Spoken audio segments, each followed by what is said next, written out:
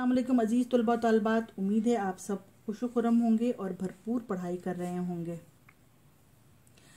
अपनी गुज़िश्ता तमाम वीडियो रमूज़ औक़ाफ़ की वीडियोज़ में हमने बात की थी जिन अलामतों की, वो तमाम अलामात नसर में इस्तेमाल की जाती थी।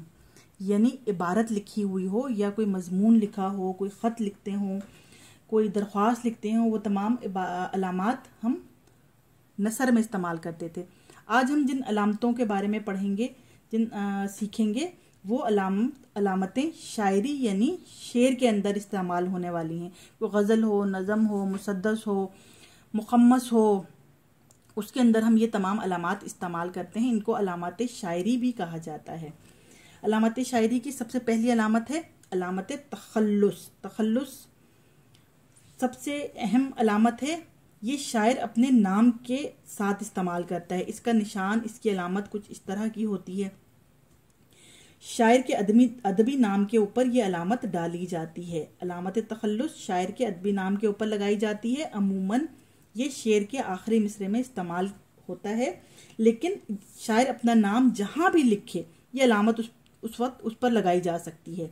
इस अलामत के लगाने से ये मालूम हो जाता है कि ये शायर का अदबी नाम है और शायर इसे अपनी शायरी में इस्तेमाल करता है। जैसे असदुल्ला खान गालिब, पूरा नाम तो वो शायरी के अंदर इस्तेमाल नहीं कर सकते, तो गालिब उन्होंने अपना तखल्लुस रखा और गालिब के ऊपर ये निशान लगाया जाता है ताकि पता चले कि गालिब ने अपना ये तखल्लुस यहाँ पर इस शेर में इस्तेमाल किया है।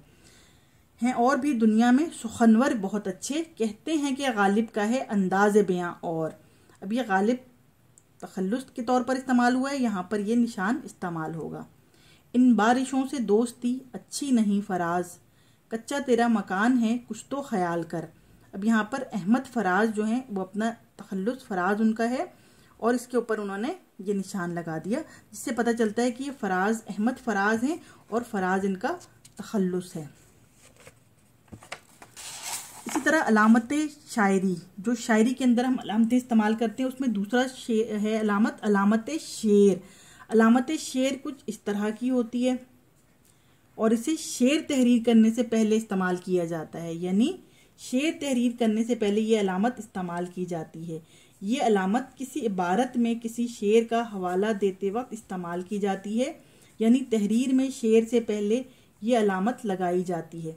इसकी मिसाल कुछ इस तरह है कि अगर हम कोई इबारत लिख रहे हों, कोई मजमून लिख रहे हों और उसके अंदर हमने शेर जब लिखना हो तो हम ये अलामत लगा के उसके बाद शेर शुरू करेंगे। खुदी को कर बुलंद इतना कि हर तकदीर से पहले खुदा बंदे से खुद पूछे पता तेरी रजा क्या है। या फिर दूसरी इसकी मिसाल है, मेरी ज़िंदगी का मकसद तेरे दीन की सरफराजी, मैं इसीलिए मुसलमान, मैं इसीलिए नमाजी। तो ये शेर लिखने से पहले ये अलामत लगा दी जाती है। अलामत शायरी की एक और अलामत अलामत मिसरा है। यानी शेर जो होता है वो दो मिसरों पर मुश्तमिल होता है, जबकि मिसरा शेर का शेर की एक लाइन जो होती है वो मिसरा कहलाती है। अब यहाँ पे अलामत मिसरा है, यानी हमने पूरा शेर इस्तेमाल नहीं करना है इबारत में, सिर्फ शेर का एक मिसरा, शेर की एक लाइन इस्तेमाल करनी है। तो हम वहाँ पे आइन का निशान इस तरह का लगाते हैं, तो इससे पता चल जाता है कि ये किसी शेर का एक मिसरा है। यानी शेर का सिर्फ एक मिसरा तहरीर करने से पहले यह अलामत इस्तेमाल की जाती है या लगाई जाती है। अगर किसी इबारत को तहरीर करते हुए किसी शेर के एक मिसरे का लिखना मकसूद हो तो ये अलामत मिसरा लगाई जाती है। मिसाल के तौर पर अल्लामा इकबाल का एक मशहूर शेर है, ज़रा नम हो तो ये मिट्टी बड़ी जरखेज़ है साक़ी। इस पर हमने पहला शेर का मिसरा नहीं लिखा, सिर्फ एक मिसरा हमने इस्तेमाल किया है, तो हम इससे आगे ये निशान इनका लगा देते हैं। इसी तरह एक और शेर है, शहादत है मतलूब मकसूद मोमिन। इसका अगला मिसरा है, न माले गनीमत न किश्वर कुशाई, लेकिन वो हमने यहाँ पे नहीं तहरीर किया, सिर्फ हमने एक मिसरा लिखा है शेर का, शहादत है मतलूब मकसूद मोमिन। तो हमने यहाँ पे ऐन का निशान लगा दिया, यानी हमने मिसरा यहाँ पर इस्तेमाल किया। यहाँ पर हमारी अलामत शायरी भी ख़त्म हो जाती है। ये तमाम अलामात जो हमने आज की वीडियो में पढ़ी हैं, सीखी हैं, ये तमाम अलामत शायरी कहलाती हैं और ये शायरी करते हुए, शायरी लिखते हुए, शायरी पढ़ते हुए इस्तेमाल होती हैं। इसके अलावा कुछ और रमूज़ औक़ाफ़ हैं, उन्हें हम मुख़फ़्फ़िफ़ात कहते हैं। यानी किसी चीज़ को मुख्तसर करके लिख देना, किसी चीज़ को शॉर्ट करके किसी चीज़ को छोटा करके बयान करना, उसको उर्दू में कहते हैं मुखफ़िफ़, और उसकी जमा है मुखफ़िफ़ात। यानी हम जब कोई मजमून तहरीर कर रहे हों, जब हम कोई इबारत तहरीर कर रहे हों, तो वो मुख्तसर अलामत जो असल फ़िक्रे की जगह लिखी जाए मुखफ़िफ़ कहलाती है।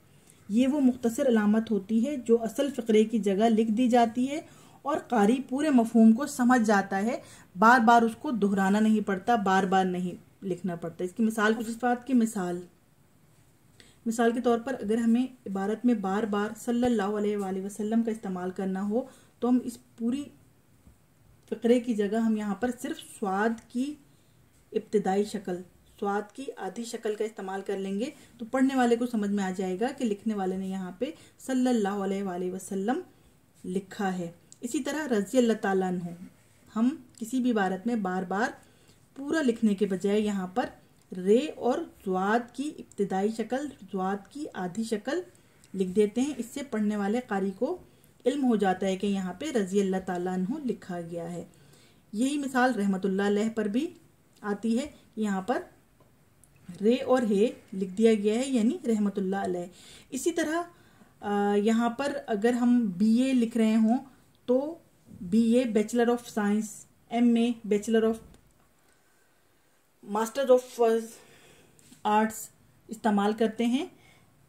ये भी मुखफ़िफ़ात में आता है। BA, MA और इस तरह की जो मुखफ़िफ़ात इस्तेमाल होते हैं उसे भी रमूज़ औक़ाफ़ की मुखफ़िफ़ात के अंदर रखा जाता है। इंशाअल्लाह अगली वीडियो में हम रमूज़ औक़ाफ़ की तमाम अलामतों का एक चार्ट आपके सामने पेश करेंगे, ताकि आपको एक साथ तमाम अलामात के बारे में मालूमात हासिल हो जाएं और उसको याद रखना और उसको समझना ज़्यादा आसान हो जाए। इंशाअल्लाह अगली वीडियो के साथ हाजिर होते हैं। अल्लाह हाफ़िज़।